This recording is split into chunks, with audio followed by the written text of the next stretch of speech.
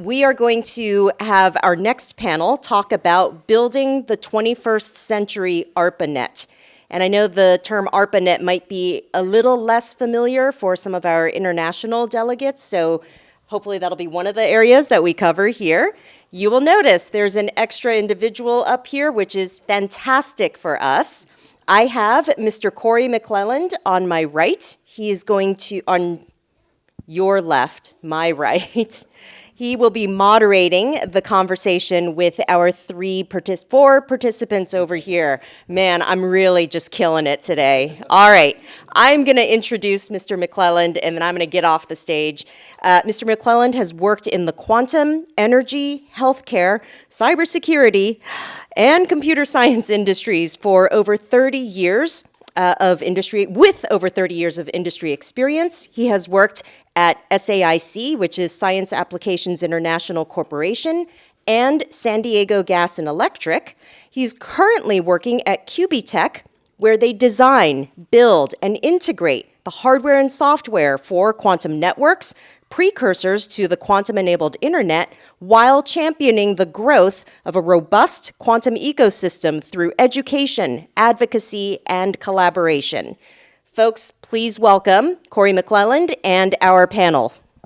Great. Thank you all very much. I appreciate it. So what we're going to do is we'll pass the mic down as I ask these gentlemen some questions.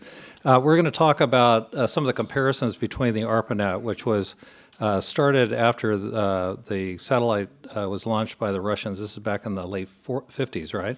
And so ARPA, the Advanced Research Project Association or agency. So anyway, ARPA started, soon after that started ARPANET, and that was 4 universities that were tied together with telephone lines to start what became the internet.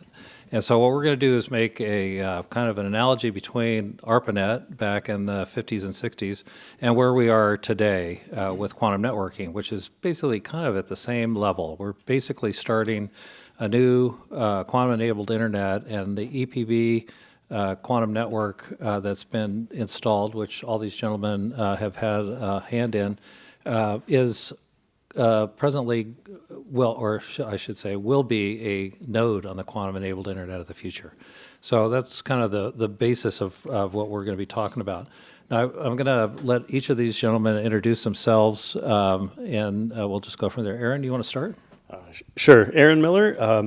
I'm the founder and president of Quantum Opus. We make the superconducting nanowire single photon detectors that are running in the Chattanooga EPB network. And so I'll be talking a little bit more about the hardware implementation of connecting into an unknown network at this point. Thank you. Hello, I'm Duncan Earl. I'm the President and Chief Technology Officer at Quibitekk, and Quibitekk is the designer of the EPB quantum network, as well as we provide most of the hardware for that network. Previously, I spent about 18 years working at Oak Ridge National Laboratories doing research in quantum information sciences. Hello, I'm Jim Ricotta. I'm the CEO of Aliro Quantum. We're a 4-year-old company based in the Boston area. And what's different about us, we're focused on the software to make quantum networks work and to make them scale. And we have not only quantum physicists in our team, but also people with decades of experience building the classical networking products that make the internet work and scale, like people who worked at Cisco, at Juniper, and places like that. And we're thrilled to be part of the EPB quantum network, the first commercial quantum network in the US. And I'm Judd Marston with EPB. I lead strategic communications, and as we have alluded to, we have launched the first commercially available quantum network with all of these folks as our partners in that effort, and that is illustrative of one of the big points I think we're going to make, which is about the difference between research and development in isolation versus collaboration. Great, thank you. So the first question is probably to Aaron and Duncan. So you guys can think about this one for a minute. So back to our original theme, what are the parallels that you guys see between the original ARPANET and how it began and started to move forward and where we are today with quantum networking? All right, I'll jump in there. So I think the analogy with ARPANET is a really, really good one, and kind of where we're at on the spectrum from ARPANET, a very, very early networking system, and the commercial internet that we have today and we know today. There's some question. That's a process that took 30 years, right, to go through. And what we're seeing is history repeat itself. It's just you can put quantum in front of everything. There's now going to be quantum networks with quantum computers on them that are going to be having quantum nodes that are interconnected. Hopefully, it won't take us 30 years to recreate what the internet's progression was. We've seen this before. We know that software, hardware, and networking all need to work together in order to enable a quantum internet, and so we should be able to accelerate that process significantly. I would argue that in the next 5 years, we should start to see something that looks like more advanced networks that really are starting to tie together key resources in quantum. That's in the quantum communications and the quantum computing space, definitely. So hopefully we're on a faster timescale than the traditional internet, but of course it still remains to be seen. And would you add anything to that, Aaron? Good.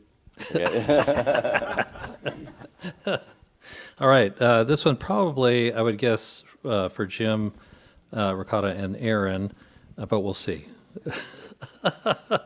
So Scientific American came out with an article about the 40-year anniversary of the ARPANET, and Vint Cerf, the father of the internet, was quoted in that, basically saying that some of the most important parts of the internet development was the TCP/IP-related protocols that came out. Jim, could you tell us a little bit maybe about the software interface that you've developed and how that may be a parallel to what became TCP/IP? Sure. Yeah, the important thing about TCP/IP is that it's not an application, it's a platform that you can put many different applications on top. And I'm almost certain that the creators of TCP/IP never thought about services like Uber or Airbnb or things we take for granted today that are layered on top of those same protocols. So at Aliro, what we believe is that there'll be similar protocols for quantum. Quantum networks are different. They do things like entanglement generation and purification and swapping and teleportation. And there are protocols being developed, and there will be standards and there'll be implementations of these protocols. But we think it's important that we think about building a platform that different applications can work on rather than just a service that does one thing. And then, if you go deeper than TCP/IP, you get into other standards that are layered underneath there too, Ethernet and other type of physical interface standards. And that's where, as a component manufacturer, it gets kind of interesting to be on the ground level of a first network like this, because it's important to us as a designer of even just a detector to understand how physically does that interact with whatever it is people are going to try and layer on top. That includes not only the optical connectors, the optical fiber types, the detector performance as to what do you expect to get out of this. You need to know how fast you want it to run. That will be limited at some level by both the hardware and the software. But what we have to kind of be on the ground level with this is seeing that, of course, ARPANET evolved from copper to fiber, but only when fiber got good enough. Then you shifted your physical medium completely, and it changed the nature of how big that could get. So we're expecting to kind of leverage the telecom end of things right now, but there could be other innovations, and ideally you keep your eyes open for hollow core fibers, and you're like, well, now we can go broadband. We don't have to stick to this 1550. So there are ways that in the hardware supply for something that's fundamentally different, you can do something a little different if you think creatively. So trying to stay nimble in that regard, but keeping in mind that we have an infrastructure we'd like to play with right now too. That's great. Anybody else want to chime in on that one? Real quick, just to build on what Aaron said, I actually think we're in a phase right now where we're kind of getting default standards. Standards is a loaded word, right? I mean, it's a really long process. We need the whole community to come together to define those standards. But based on what equipment we're choosing today, there's these default standards that are kind of painting us into a corner. Sounds bad, but they are converging what we can do, right? So those default standards that are being defined today are really being chosen by the developers of these early networks, and it's really important that those developers are reaching out to the community, trying to be as flexible as they can so that we're not painted into a corner as much as possible. And so those default standards probably come first, and then eventually there's formal standards. Jed, this one's for you. And basically the network operator at EPB, what do you see as? And let me step back just one moment. They started developing a fiber network at EPB back in 2008. And at the time, people were telling them, you're nuts. Nobody needs a gig, right? And today, if you don't have a gig on your phone, right, we're all going crazy. So they had this vision that was just amazing. Now they've taken the next step to be visionary to get into quantum. So they're going to go from gig city to quantum city. And they're going to be the operator of the quantum network at EPB. So, Jed, could you talk a little bit about how you see that operation taking place and maybe any of the similarities to the operations that you do today with the fiber network? I think one of the big differences is that by the time we got into the fiber optic game, so to speak, the internet was something that everybody's familiar with. They knew how to use it. They knew what to do with it. Admittedly, adding ultra broadband, as we called it when we added the gig, meant that there were suddenly new things that people could do, and they could do a lot more of it. So one of the things that we see is the advent of streaming TV, which used to be one TV, and now it's all sorts of devices all over the house, and that's what's driving part of the demand. The big difference with quantum networks is that we're a lot earlier in the game, right? There is not a quantum network that everybody's waiting to plug into. We really are at that phase of developing the foundational technologies. And that's one of the things that excites us. We want to be in on the ground floor working with innovators like folks in this room who are developing technologies. Because we believe that at the point, as we experienced with our ARPANET, when the internet stopped being, the hobby of a few isolated people, and started being something that, with the advent of personal computers, lots of people were plugging into and using. So that's what we're trying to do, is be that step toward the point where collaboration can take place.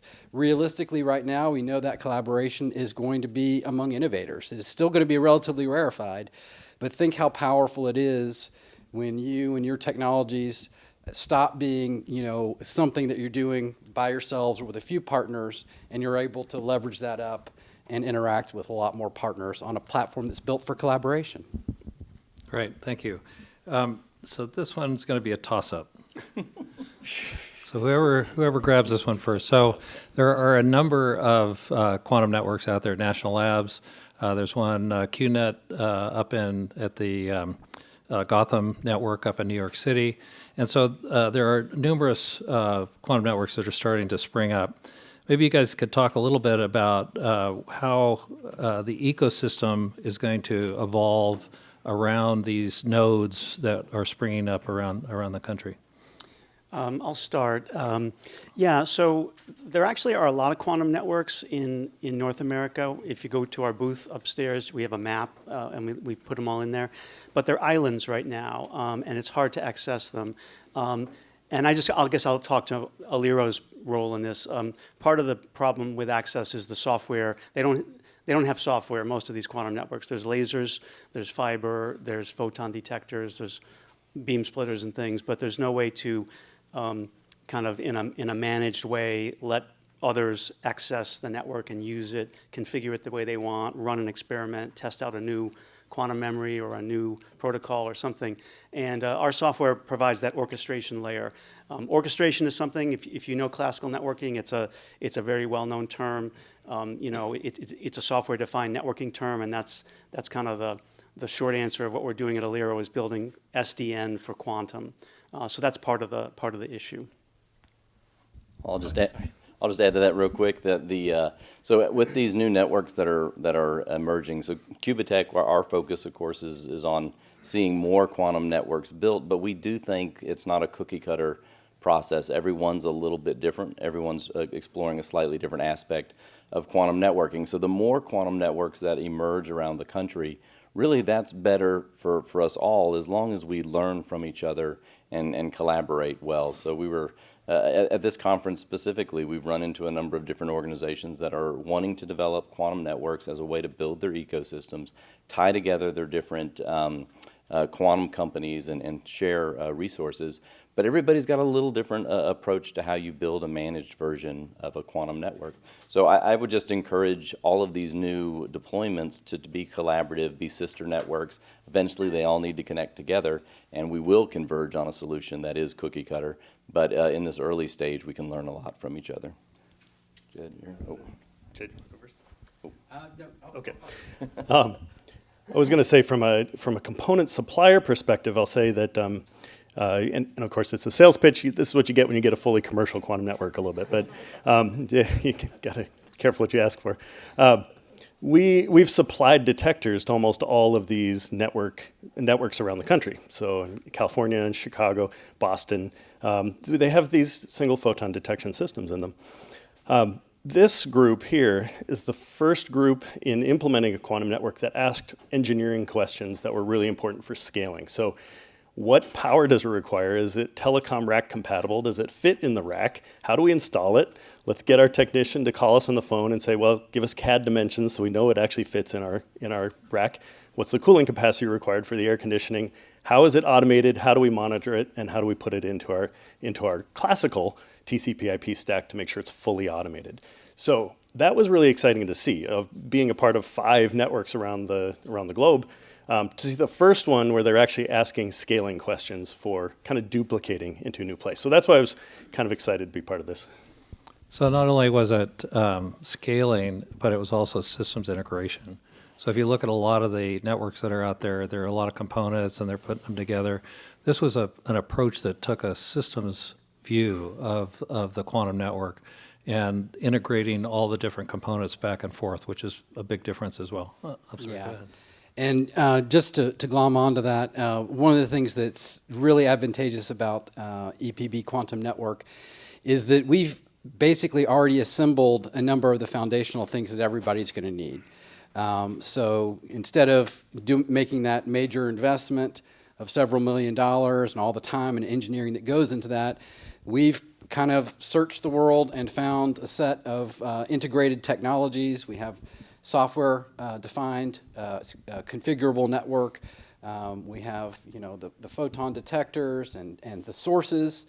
And so what we've really tried to do is lower the barriers to entry so that technologists who, can develop a fantastic technology but may not be in the position to have the resources to build this kind of network, they can utilize it and lower those barriers to entry. We are very interested in collaborating. Of course, networks are only as powerful as their connections. And right now we're focused on connecting with technologists who are ready to accelerate commercialization. Great, thank you. So I'm old enough to remember a time before the internet, not a time before the ARPANET, but a time before the internet. And we've seen what a huge difference the internet has made in all of our lives, what kind of impact it has been. A quantum-enabled internet and quantum technologies, quantum computers are going to change the world and make an impact much, much greater than we've ever seen with the internet. So there's a book by Admiral Stavridis called 2034. It's a great read, and it talks about a mystery weapon from China that destroys the U.S. Pacific Fleet. And if you read between the lines, that mystery weapon was a quantum computer, artificial intelligence, and a free space quantum network that basically turned things off. So instead of shooting a plane out of the sky, you just turn it off and watch it fall out of the sky. So that's the kind of impact that we will have, and the quantum networks are needed from the perspective that when quantum computers will need to talk to each other and scale, they'll need quantum networks to do that. So this will be another toss-up talking about use cases. So we've seen, a lot of hype around quantum computers and what they can do in the future. What do you guys see as use cases for quantum networking? Okay, I'll start off. So the kind of network that we're building, we talked about TCP/IP. It's general purpose. The first use case that we see demand for is highly secure communications. So security is an ongoing, one of those things that's always going to be a need. Once you get secure, there are adversaries who are going to attack you, and you need to be more secure. What's totally different about quantum networks is you can add a layer of physics-based security. You can use quantum entanglement to augment the math that you have. So PQC makes a lot of sense. using new math, but you can also add a layer of physical security with entanglement using a quantum network, and that's what's called defense in depth or layered defense. I'll go real quickly and then pass it to, I think, Duncan. The next use case I think is going to come real quickly that Corey alluded to is networking quantum computers together. First in a data center where the distances are short and the fiber can be perfect, right? And then later over longer distances. Yeah, I'd agree with Jim, and I'll dodge the question a little bit here to say that maybe with a quick story.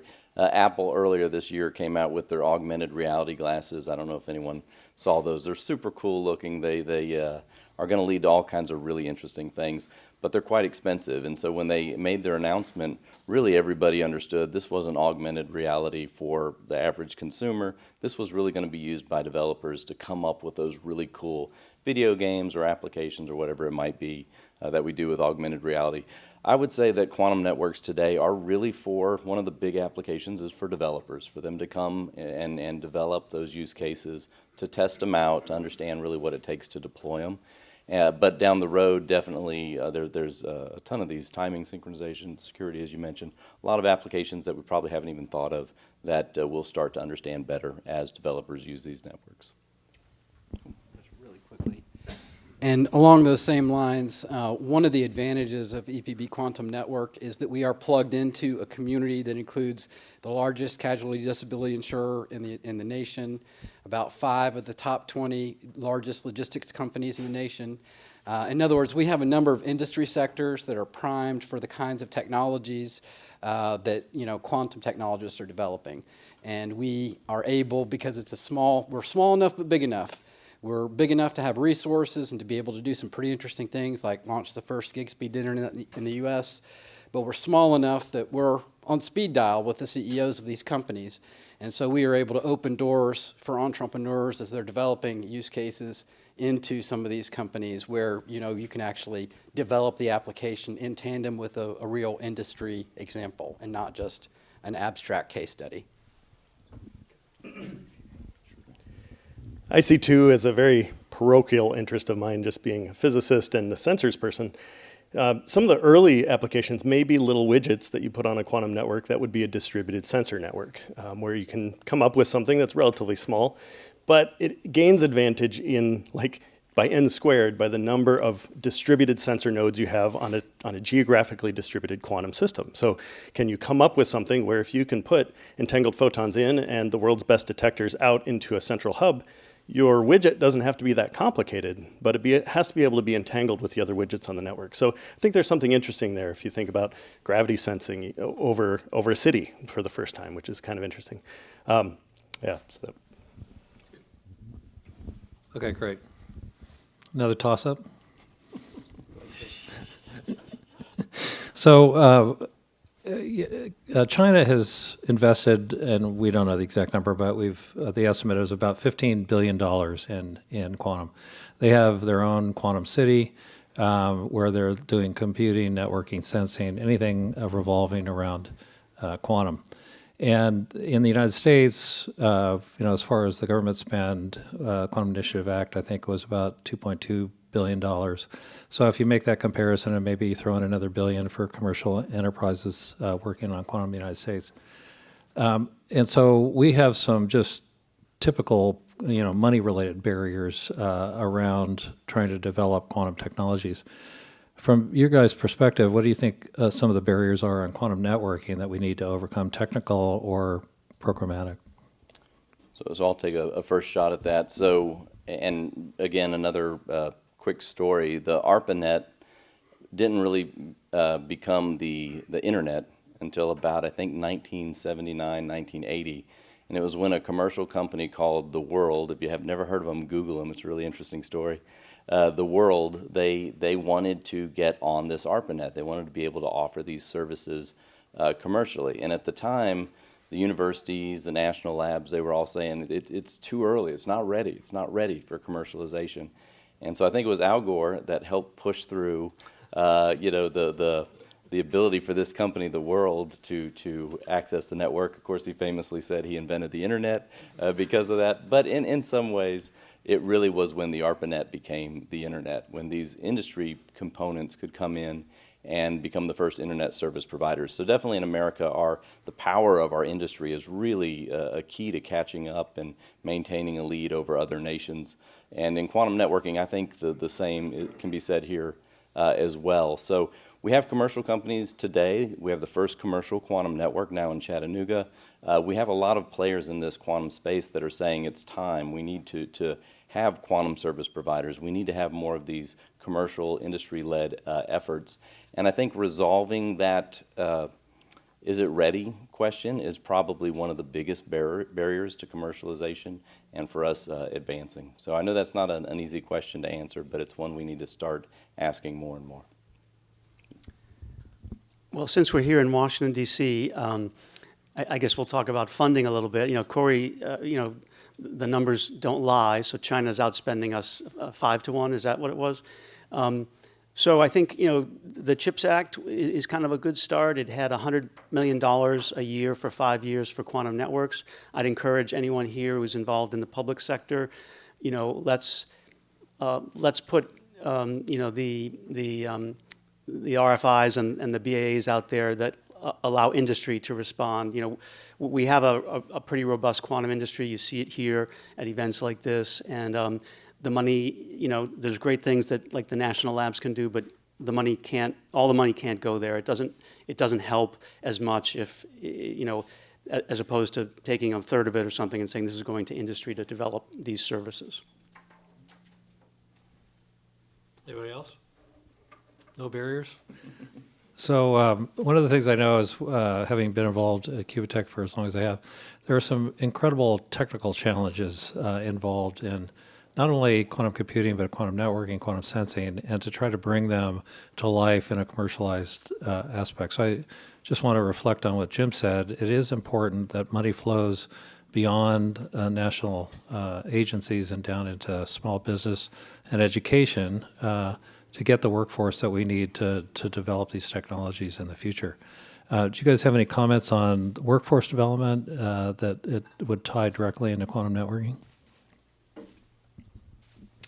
So that is an aspect that we've been focused on in Chattanooga is how do you build out a quantum ecology?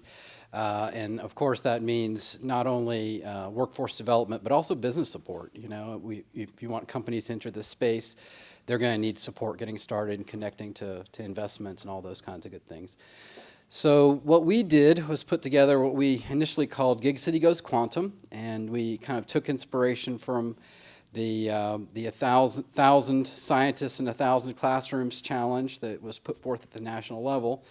And we basically assembled a series of exercises. Many of them were streaming videos that were then available for replay. We also had some interactive quantum games for grade school, high school, as well as college level and post-college. And over the course of about 6 weeks, starting on World Quantum Day last April, we were able to engage about 2,000 teachers who in turn reached about 8,000 students. And several of us put this together in about 6 weeks before the 6 weeks started, so it was very rapid. And but we think it was a step in the right direction. We raised tremendous awareness. If you can imagine, we're not a huge community. Engaging 2,000 teachers and 8,000 students that quickly shows there's an appetite for this. And so that's one of the things that we're very interested as we do these activities in the future, is not just making them Chattanooga-centric, but broadening them out so that others can participate. And I think that's important, both for the entrepreneurs as well as the community level folks, if we really want to build out a quantum ecology. And then more broadly, I think it will be helpful to start to define what those workforce skills looks like. And we've gotten a pretty good primer from some of the folks like Duncan and others that we interact with. In one case, we found that one of Quibitek's primary employees in implementing our network graduated from our local community college with a fiber optics technician's degree. And he's highly skilled, brilliant person, but he's got a 2-year degree, and here he is, working on these advanced systems. So I think one of the messages that we need to understand and to deliver is this isn't just an industry that's going to be all quantum physicists.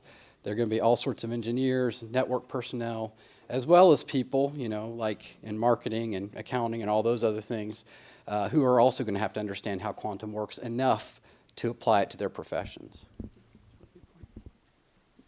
Can I just add to that, Jed, that the gentleman you referred to that was at that community college, he also cut his teeth working in the telecom industry, right? You know, putting out cell towers and laying optical fiber, and a lot of those same skills are also needed with quantum networking. It's not like you've got to be a quantum physicist to be involved in that. In fact, I would think that's where quantum networking is more near term in terms of growing the workforce than quantum computing in some respects. Of course, there's manufacturing and other things that go into that too. But definitely there are jobs that will come out of this. The other issue is some of the work that EPB did with trying to go into the high schools and share ideas, quantum phenomena, try and communicate that at the high school level. Seemed a little, yeah, like, can we really do that, right? And we were able to do it much more easily than we thought. Some of these ideas that seem really strange to us is, you know, fully grown adults, it's a little bit easier to accept them when you're introduced younger.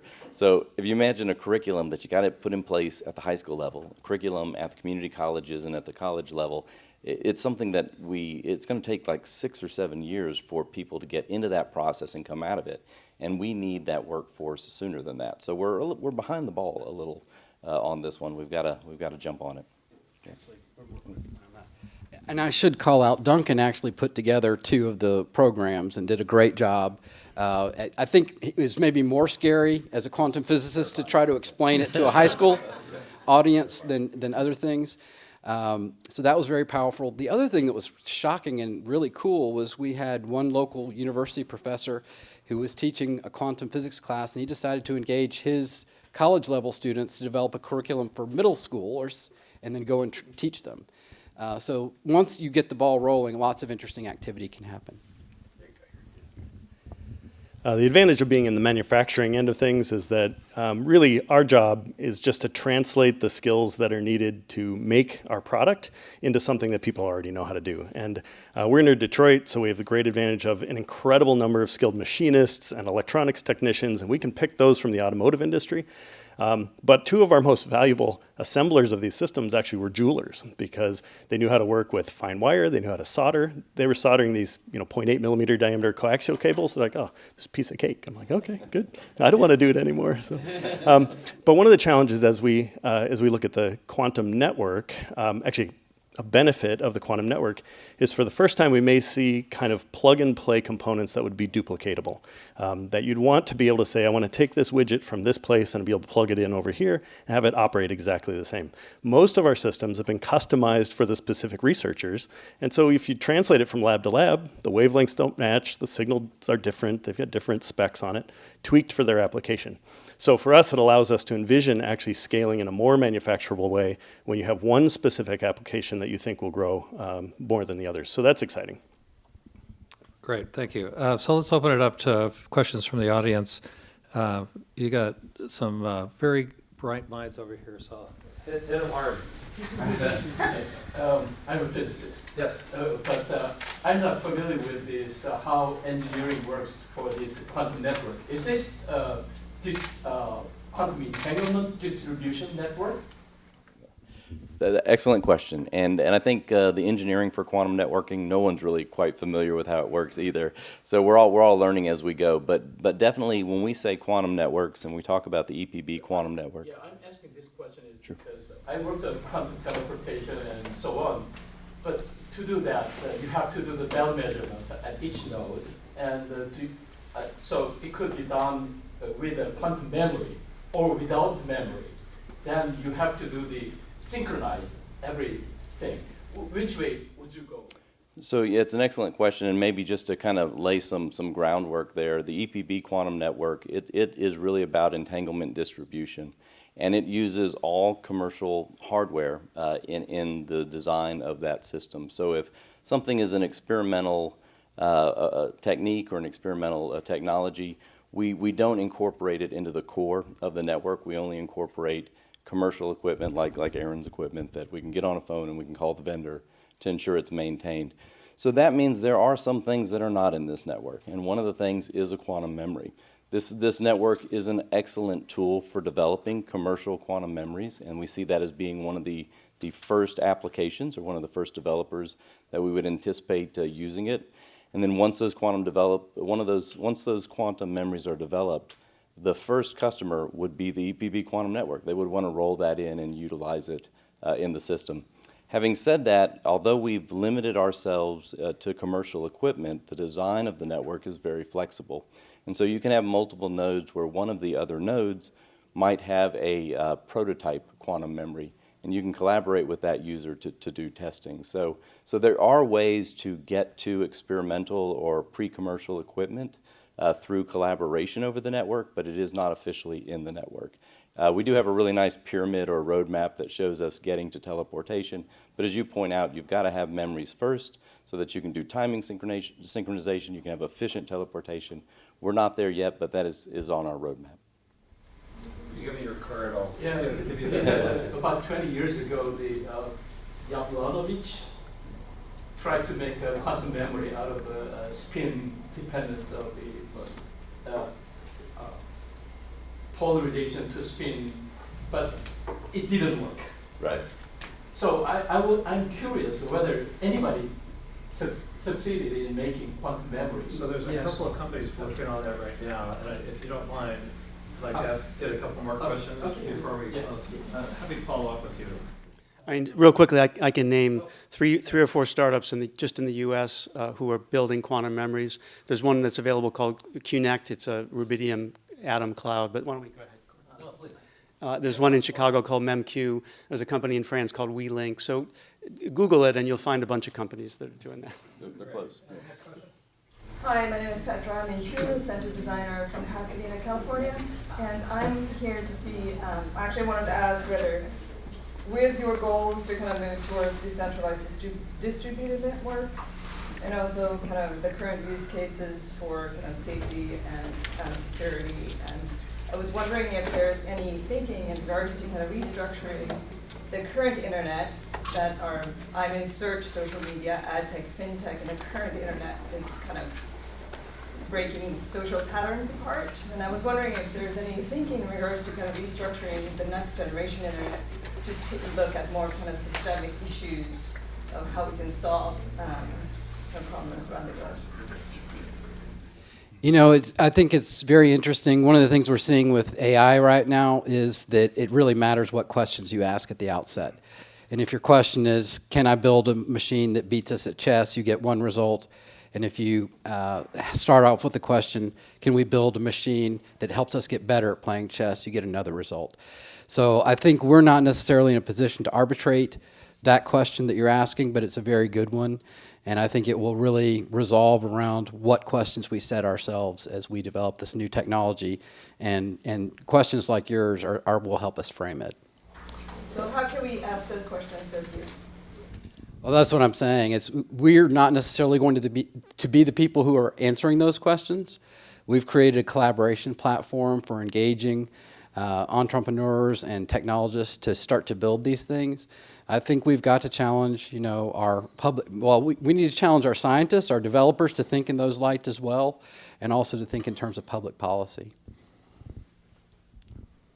Just to build on that, Jed, and I know it's maybe just speaking at a very, very high level, we've got already a great internet that we're all using, and maybe we call that the classical network. And now this new quantum network is coming along, and how is it really going to make that better or work with it? And to Jed's point, we don't really know. We're going to find out over time. But we know that at least the quantum network isn't intended to replace the classical internet. It's meant to augment it and help it. And so take security, for example. Quantum has the potential to create really, really secure communications, but it has been difficult for us to do that in the United States and across the world just because the infrastructure isn't there to support it. You can try and use the internet's fibers, but it doesn't really work as well. You almost need your own fibers just for a quantum network to do that security application. If these quantum networks continue to grow, if they get interconnected to create their own dedicated quantum network, then you do open up the possibilities that quantum could provide the security for a classical internet. That's a lot of ifs in there, so we don't want to make too many predictions that could be really wrong, but that might give you at least a flavor for how the two might work together. So, John, unfortunately, we're out of time. I know you probably had a really good question. I'd like to hear them answer it. But I'd like to thank the panelists. If you give them a round of applause for the time and effort that they put in. It was a great panel. I'd just like to leave you, and I'd like to thank all of you for coming and participating. I'd like to leave you with one last thought, and that is the country or entity that wins the quantum race is going to dominate the world both economically and from a national security perspective. So as you go about your development and helping in the quantum industry, think of that and how what an impact you guys will have on the quantum industry and the world in general. Thank you all for coming.